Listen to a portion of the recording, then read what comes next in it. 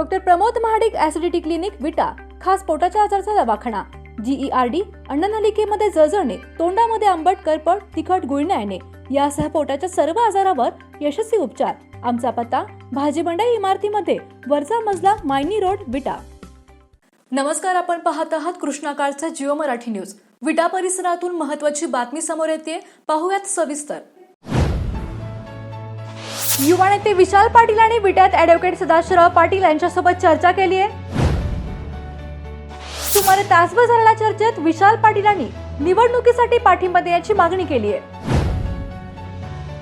उमेदवारी अर्ज भरण्यासाठी सदाशिवराव पाटील यांनी उपस्थित राहावे अशी विनंती देखील विशाल पाटील यांनी केली आहे। परंतु कार्यकर्त्यांसोबत चर्चा करूनच पुढील सर्व निर्णय घेणार असल्याचे सदाशिवराव पाटील यांनी सांगितल्याची माहिती समोर येते। त्यामुळे ॲडव्होकेट सदाशिवराव पाटील नेमकी कोणती भूमिका घेणार याकडे जिल्ह्याचे लक्ष लागून आहे।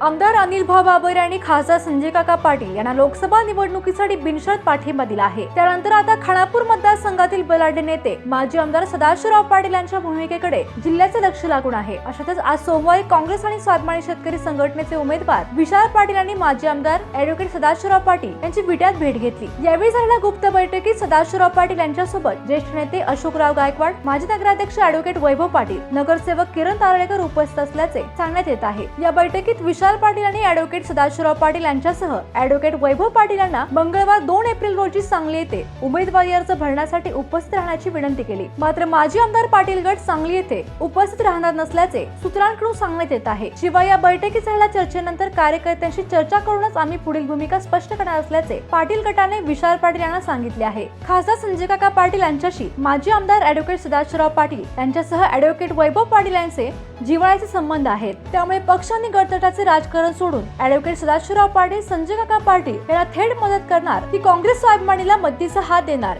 याकडे जिल्ह्याचे लक्ष लागून आहे। अचूक आणि वेगवान बातम्यांसाठी पाहत रहा फक्त कृष्णाकाठचे जिओ मराठी न्यूज।